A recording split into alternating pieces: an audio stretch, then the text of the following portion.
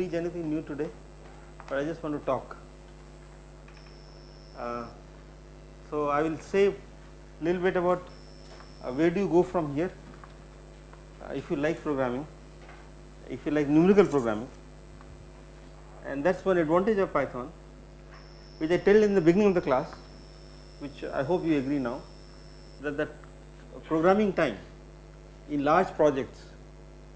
Now you are doing small projects, but that too you can see if you wrote in C, it would take you something like 5 times more time. You agree with that? In especially well, large projects also it matters. Now NASA has made a rule that they are big projects, of course they do bigger projects. All the space missions are driven mostly by well, not mostly, the computing is a major part. So they have large codes. So to design a spacecraft, there are aerodynamic issues, there is a trajectory issues, huge simulations are done. Our ISRO also, ISRO has huge simulations, and NASA made a they have understanding now that they will do the prototyping in Python. You understand what is prototype? So before you make a big aeroplane, you want to make a small aeroplane, right? Because if you design a big aeroplane, then you make one, you spend maybe a billion, well, from 100 crore rupees, or suddenly you find that doesn't work. So it's waste of money and manpower. So one thing is to make a small prototype. So it won't be running on a big computers, but it will run on a small computer. In fact, your PC, and it works, then you can design a bigger code. So these are what done for Python. So Python is definitely good thing to learn. It will help you, and but use it. If you don't use it, you will forget it. So that's one reason I didn't give many exercises which I should have had, but you can use it for your courses like quantum mechanics. Now you can program to solve Schrodinger equation. You don't have to believe what is there in the book. Sometimes what is there in the book is wrong, I mean, including my own book. I find that what I wrote was, I just sketched it, but when you really plot it, you find that the depth of the potential value is not so much, it is tiny, you know. So you can see those plots will be better.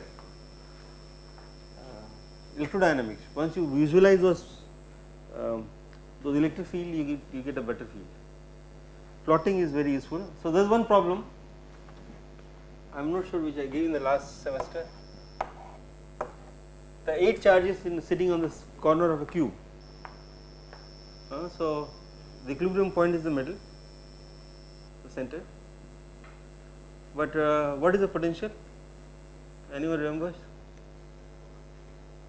Is quartic order, not x squared, and that I could do it on a computer much easier rather than doing Taylor series. So there is one thing which I didn't do much, SymPy.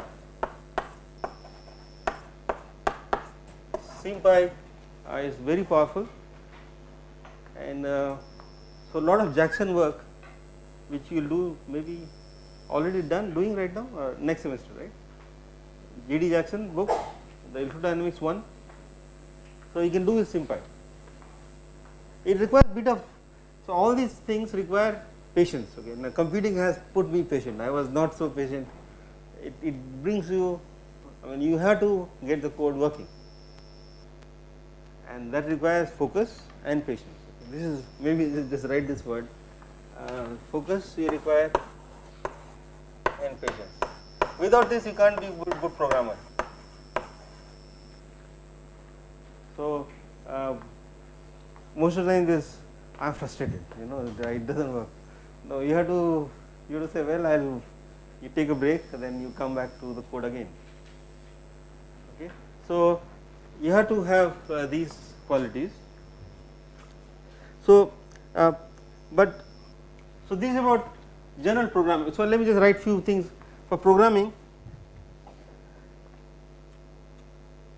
I have written few tips. In fact, there are books written on it, or in internet you will find how to write good programs. There are Bible written on those stuff, and they are useful. So, I am just writing some condensed version of those things in one liners, and some of it hopefully you are practicing yourself right now. I kept mentioning it in the in between, but let me just write it. This is the last class. So, first is think of algorithms first.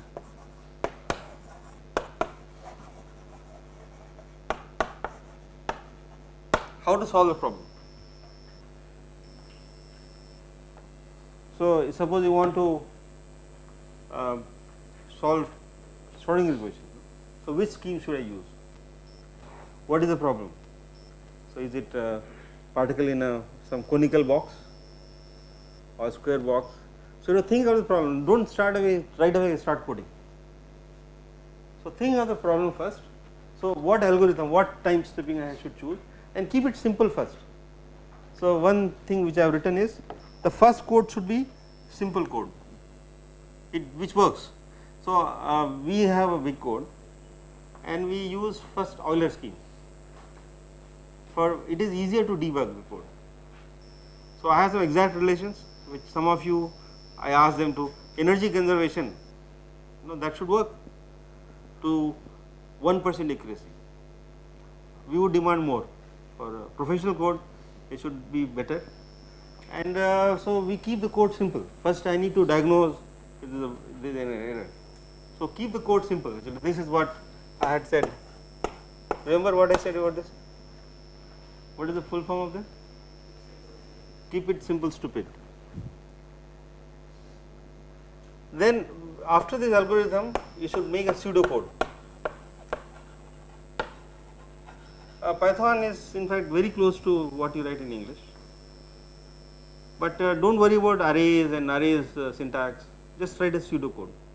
It is not a code, but in English you have to loop n times, within a loop I will do this.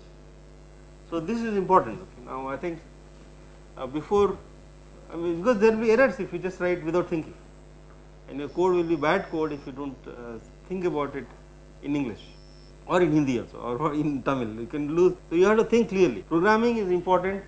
In fact, one thing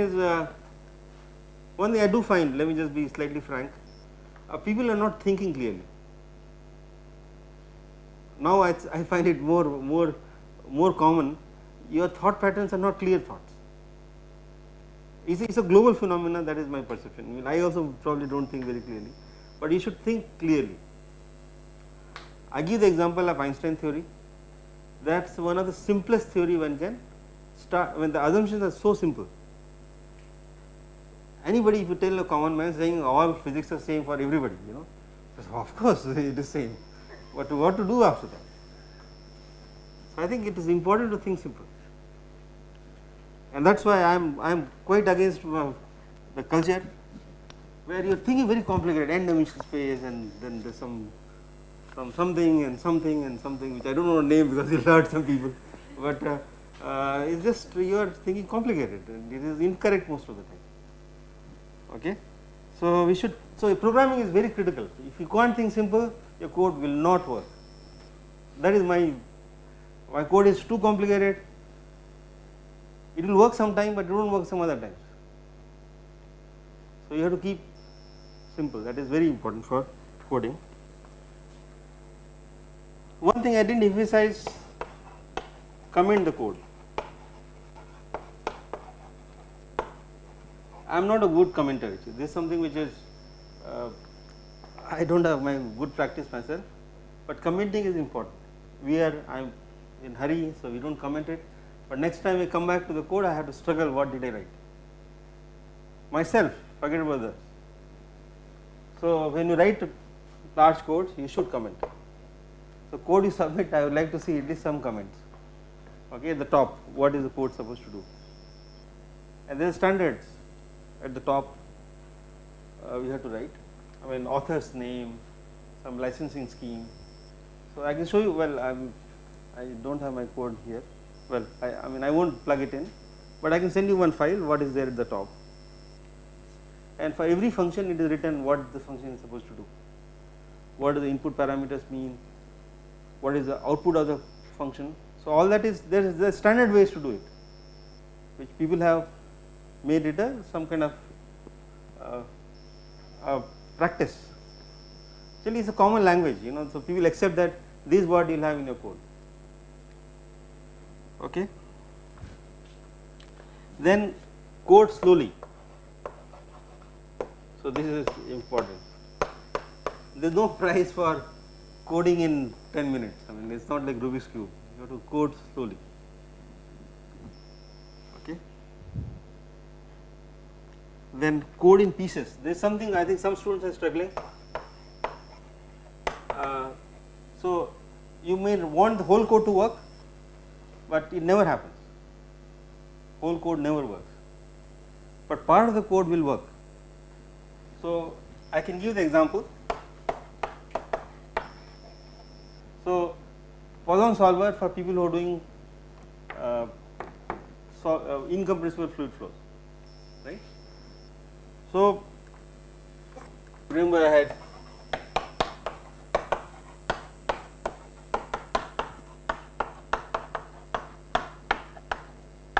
so we compute pressure by Poisson solver is divergence of.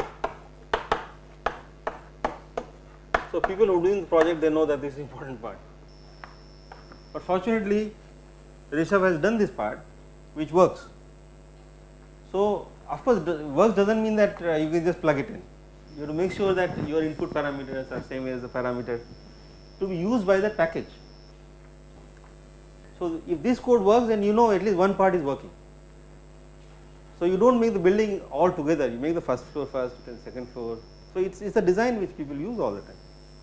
So, you make pieces which work and then combine it. Okay. So, it is very critical. So, if you are writing this big code and it is not working because your pieces are not working, and debugging is easy if each piece by piece you try to solve the problem. And it looks so simple, but it is very critical. When it comes to practice, we do not adopt it. So, why functions are useful? Because each function can be tested.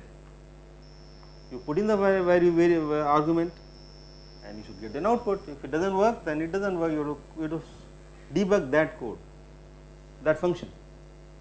So, it is important to code in pieces and code with confidence.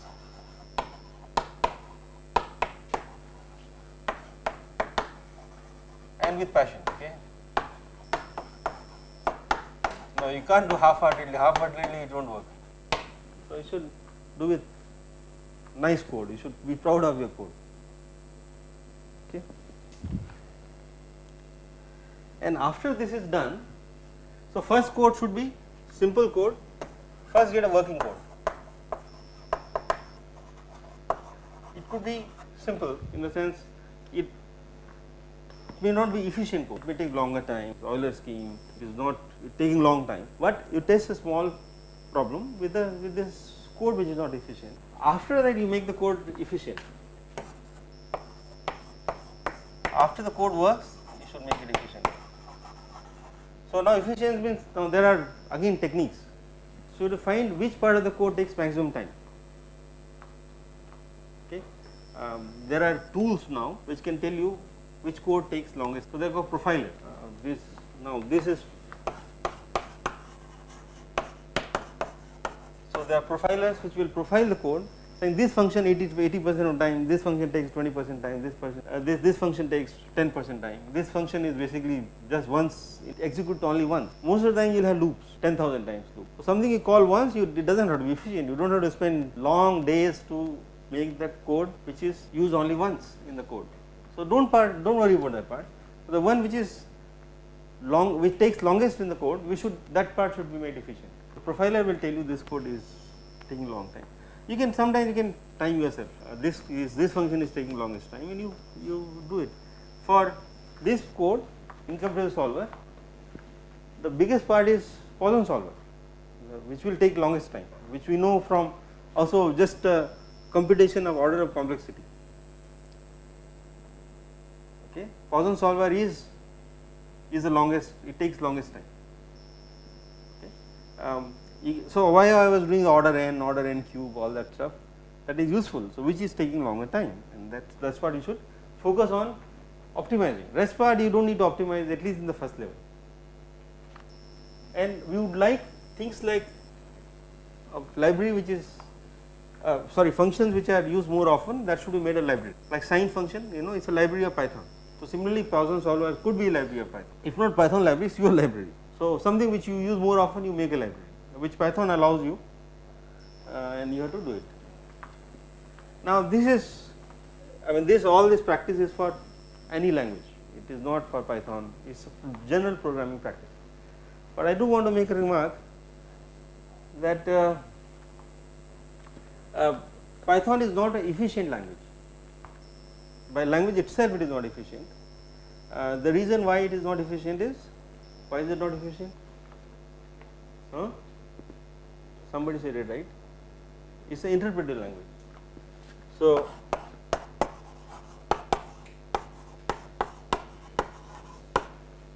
interpreter. So, what is interpreter? So, we say first in one you put x equal to 5, then in 2, then I say x star x, print x star x, you know. So, I get the answer in one shot. It is like our mind when I listen to you, I try to understand word by word or sentence by sentence. Okay. So, it is live execution. So, it executes this first, then this, then this. So, now I mean, how does the computer first execute this?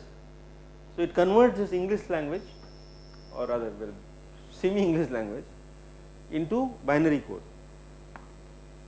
zeros and ones, it has to be zeros and ones, and that zeros and ones are executed in this transistors. So, here there is a binary for this, then there is a binary for this, and there is a binary for that, and so on. So, every line there is a binary executed. Now, if I do one at a time, then suppose somebody says you build one room, then another room, then another room. So, you will start building rooms in the lawn, you know, in a haphazard manner. So, you do not do the best design. However, if I write all of it in one shot in C programming language, from line 1 to line 100 is one code, and the program is compiled. So, the C programming language, we compile it. So, the compiler compiles this code, and that makes a executable, one executable, not like line by line executable.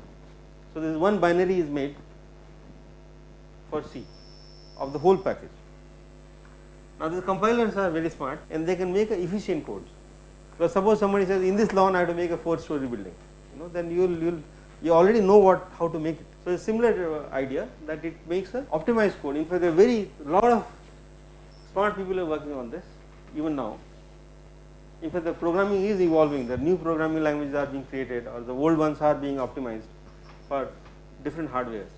You know, no new hardware comes, and those poor fellows have to go back and write object codes, how to convert, how to run things on this new compiler, new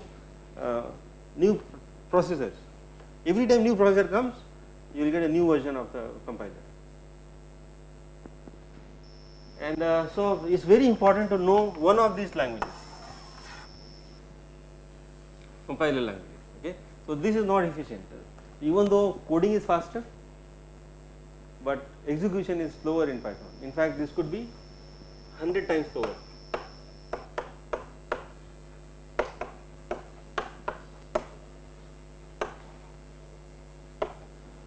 Than C or Fortran.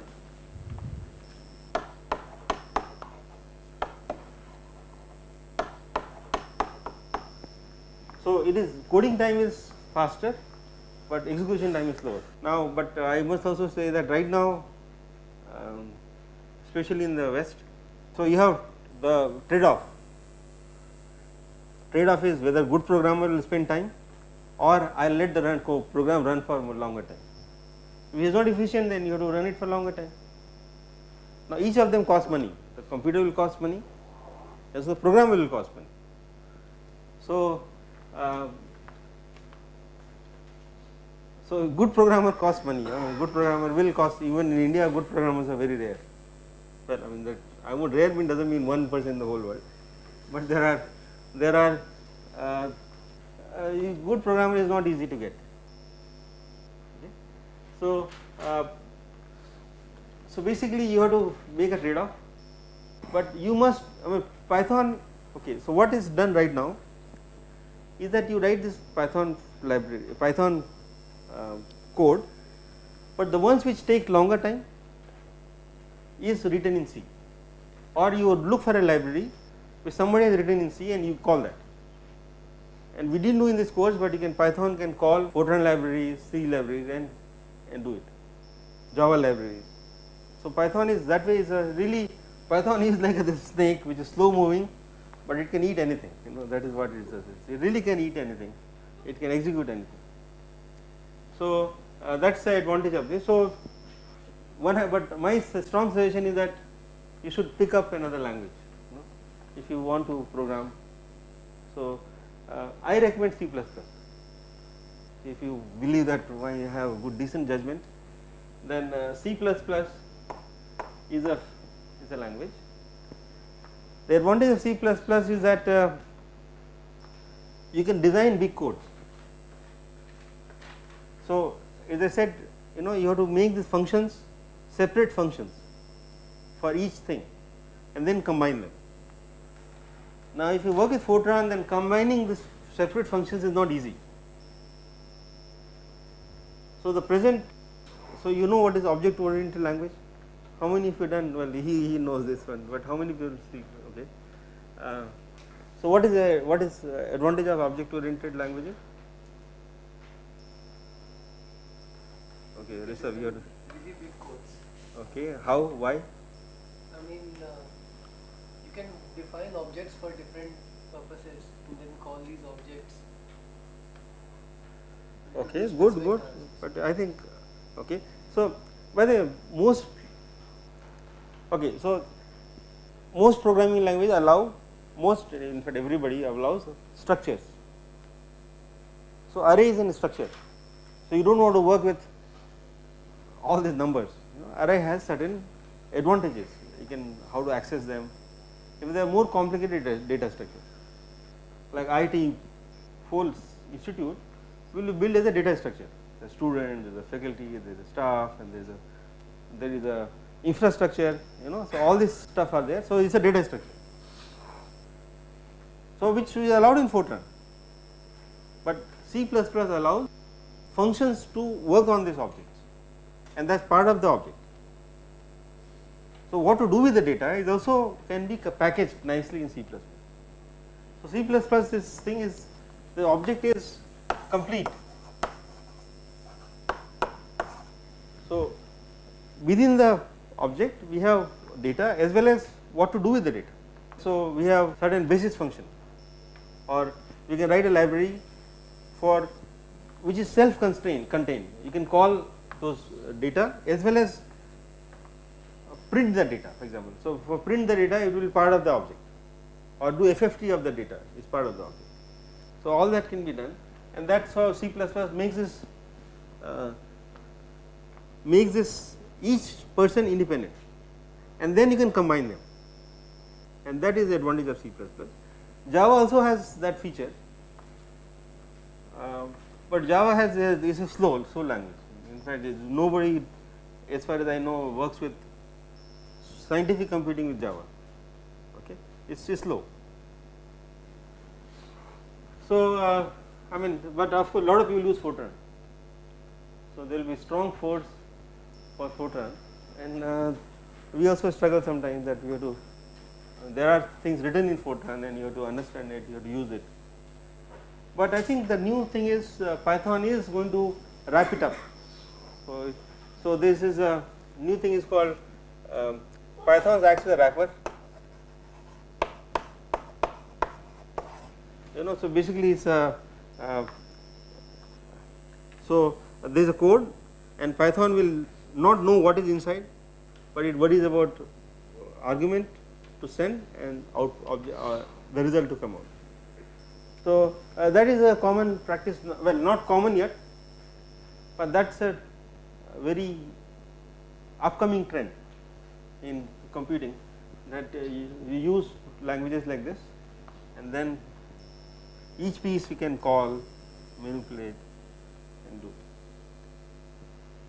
Okay, so all this about, in fact, how to use the code programming. Okay, but it turns out the programs or the problems you can solve with the sequential code, the one which you write, is tiny. So all the code right now you written, it runs on a single core. So you might have heard this quad core machine, right? So like my laptop has 2 cores, but my Python code will run only in one of them. Okay. But suppose I want to use both of them, or there are now machines which come with 10 cores. I mean, it's like Ravan, you know, these 10 heads. But now you have to get all the 10 heads to work together. Well, in Ravan head, well, so all of them supposed to work together and not kill each other. You know, so you have to make them work together and achieve the task in 1/10 the time. So that is called parallel programming. Okay.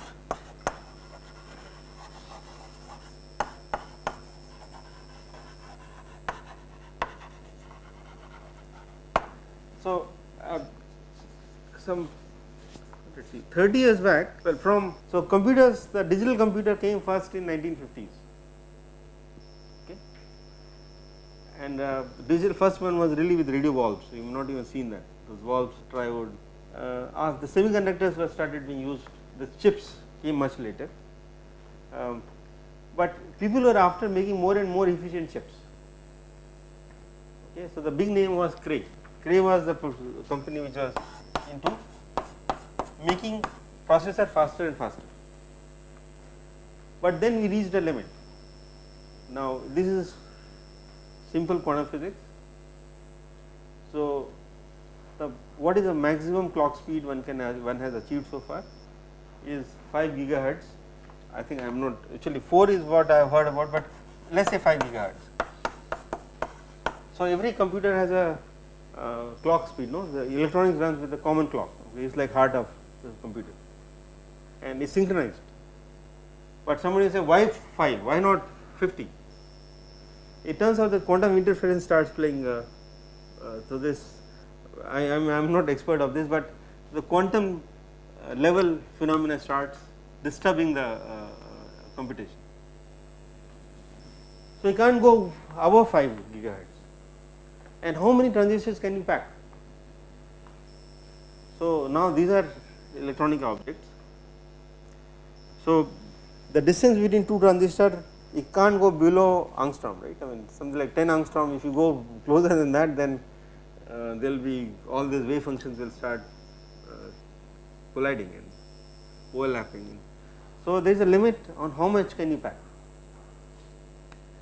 and that puts a constraint on how much, well, more neurons you put in the brain, you are supposed to be smarter.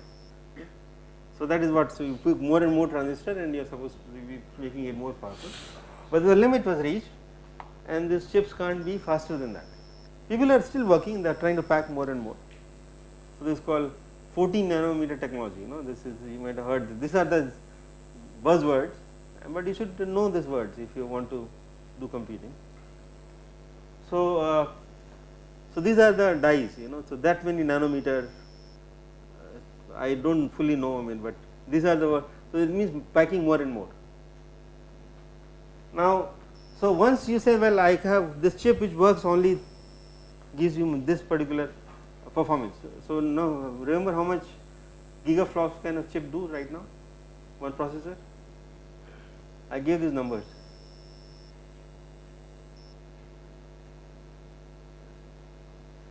Anyone? So one core presently gives 20 gigaflop, and that is easy to see because so it can do 8 operations per second. Okay, so 2.5 gigahertz is typical thing, 2.5 into 8 is 20. Okay. So, that many operations can you do per second. So, each has a limited number of computing power, but then you can combine them together and make us the supercomputer. Now, presently I did mention in the class there are 1 million cores have been assembled. Okay. So, that 1 million cores have been, so there are ways to assemble them, and it guzzles lot of power, like full of Kanpur power this one supercomputer will take, and but it can do something like 10 power 50 times 10 power 15 floating point operations per second, okay, 50 petaflop. Okay. But now of course the challenge is how to use this machine, how to write a program which will work on the whole machine, and nobody has been able to run on the whole machine. We ran a code, well we ran on one, not this machine, but we ran a code on 196,000 processors, okay, to be precise this many cores. This is all of Cray XMP, no sorry Cray XC40. So, we ran, so this our code runs on the full machine.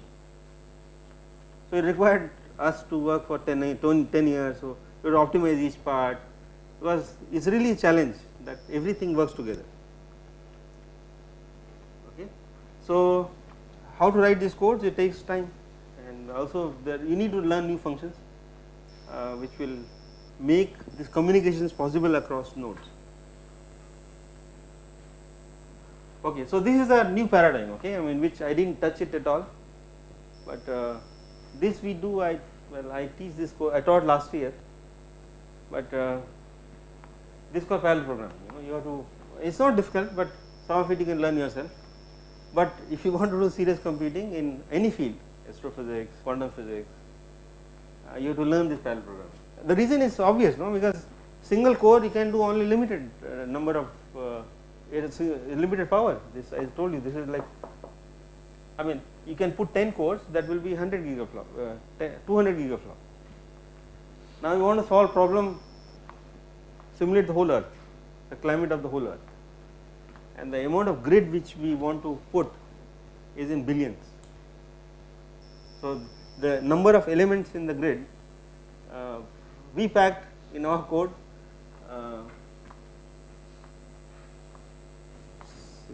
64 billion points. And Earth we have to, you really need to put more. If you, for climate modeling, the challenge is to make a grid which will look ridiculous, but the grid cannot go 3 kilometer by 3 kilometer grid. But once you make 3 kilometer grid, you know how many data points are there in along each direction? 20,000 by 3 is 6,000 each direction, x, y, and z is the height of atmosphere, and that you would like to put something like 1000 in the height. Now the height is, I mean the atmosphere is around, if you leave out that ionosphere, so something like 40 kilometers. Real activity is in, let us say, 10 kilometers. So 10 kilometers by 1000 gives you 0.1 kilometer. 10 by 1000 is 0.01 kilometer, which is 10 meters.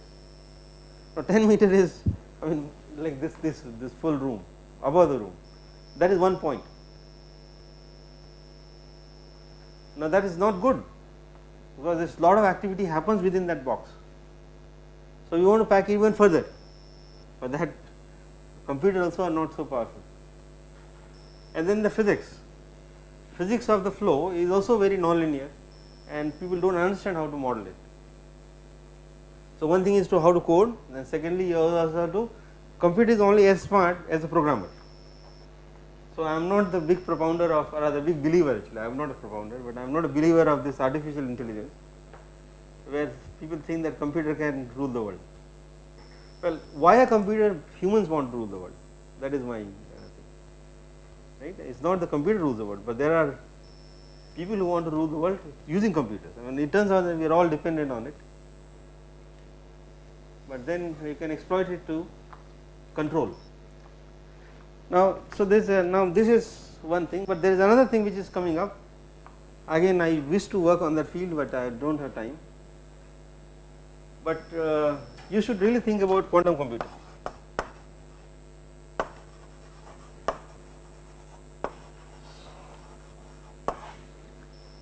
Okay. Now, actually, I will ask this question which I did ask in the class, which is I think very profound question, that in a hydrogen atom, electron follows certain law and computes exactly where to be, or electron is not a particle, but the behavior of the electron is computes what to do. Now, how does it compute if you believe that world is a computer? Now, we are not thinking of the world, but I am just thinking of electron only. Now, how much resources does it have, a single electron? How many memory does it have? How much computing power does it have? But it is precisely able to compute what it should do.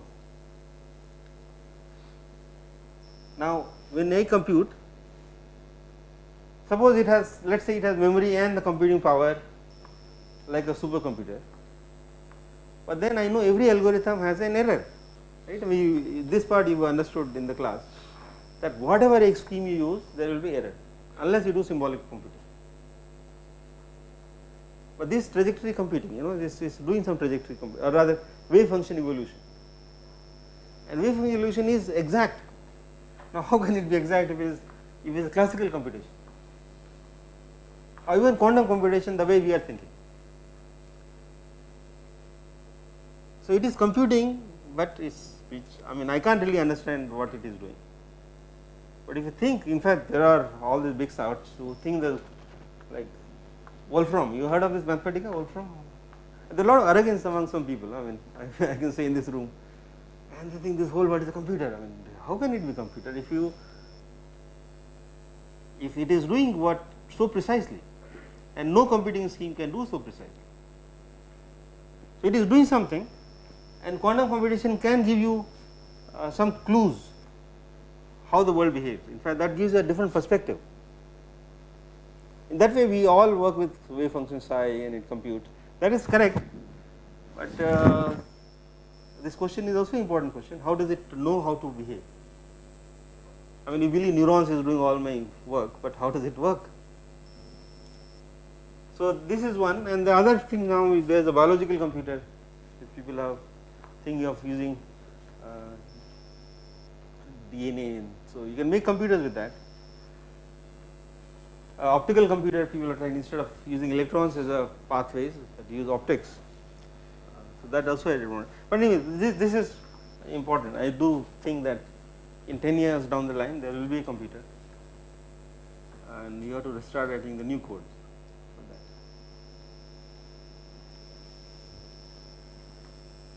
that. And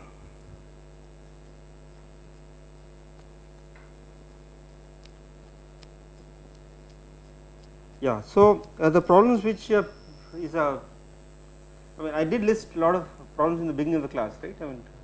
So some of you remember some of those problems, and maybe you thought about some new topics which are used in computation. So I will just list out few things.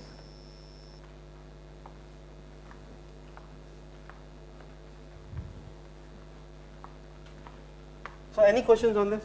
So kind of this is what are the paradigms. This is where computing goes from first language to what you do in advanced. Well, normally people do not offer courses. There are courses for parallel computing, very often, very rarely nobody teaches in IIT. I taught it once, but I can't teach every time. So you have to learn it yourself most of the time. Okay. And there is no course on this. Well, there will be introduction, but how to use these computers, at least in IIT, I am not aware of any course.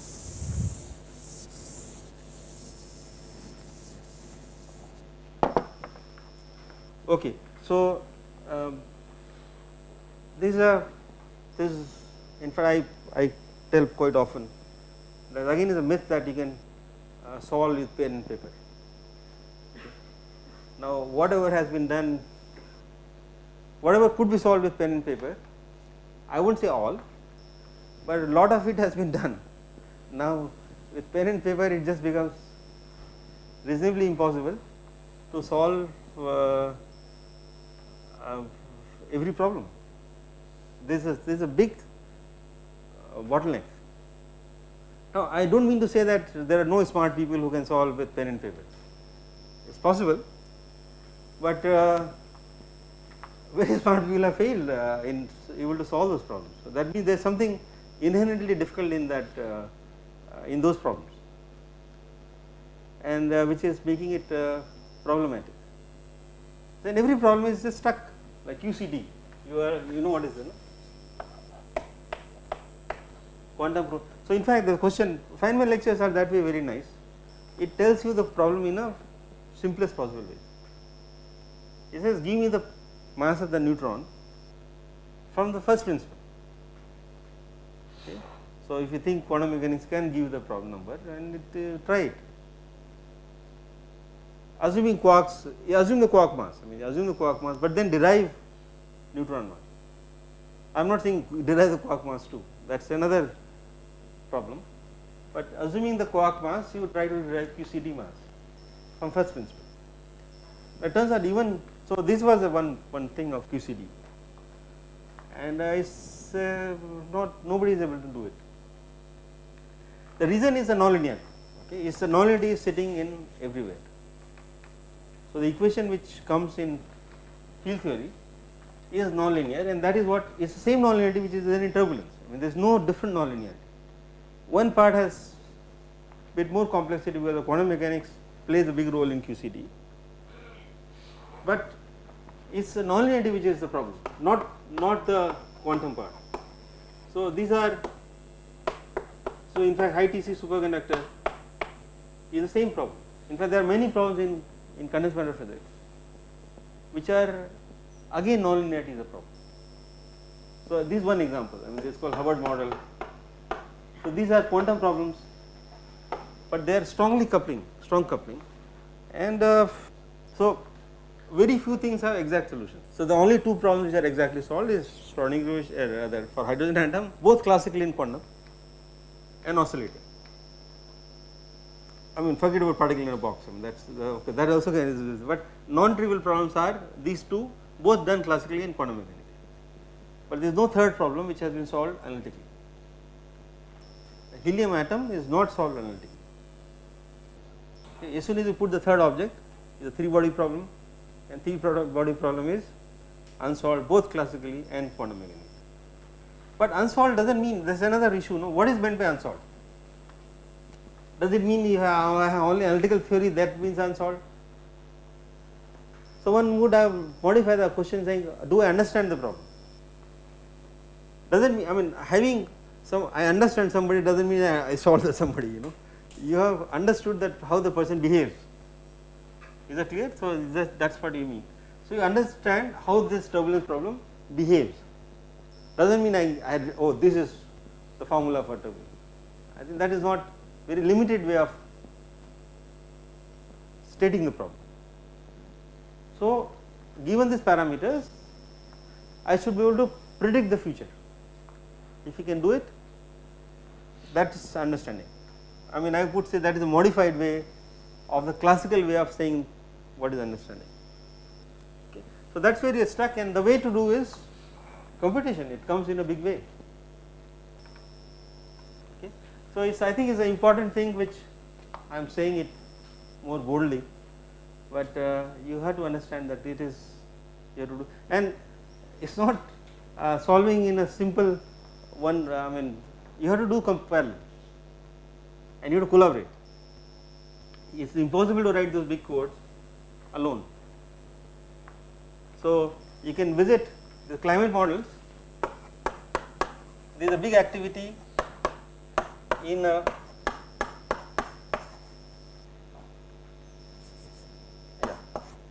National Center for Atmospheric Research. This is a big website. Now I just want you to go and see any code which is being developed. So they have lots of code, so which does different things, you know. So one thing is ocean model, atmospheric model, but one guy says, well, I like finite volume, so they develop finite volume. Somebody is doing spectral. and this code, each of this will, like I look at C is like WRF. So this is weather research forecast. Now look at the number of people who are working on this. So this is my just suggestion. Okay, just go and have a look. There are 100 people working on this code. Okay, 100 people. In fact, the other code, I think I forget, community climate model. I forget the name of that code. I don't use it, but there are WRF is 100 people. Now, how do 100 people combine and write a code?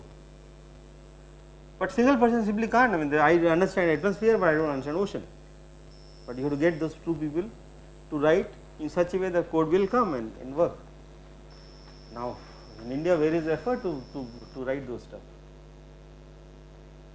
So, it is critical, I mean critical for survival to do first aid research, and that is why we do not have a climate code in India. I mean, can you imagine that people who pride, the country which prides in software technology, there is no single code. In fact, hardly very few scientific codes. Okay. So, I mean these are things which you people are young and you should think of a new, fresh approach and learn new tools. I mean there is no other way. In fact, that is how you can survive. Otherwise, if you do not, I mean if you start using Stone Age, the other guy will come with a gun and shoot you. So simple, right? So that is what is a phenomenon. We are still using Stone Age tools. Okay, good. So I will stop.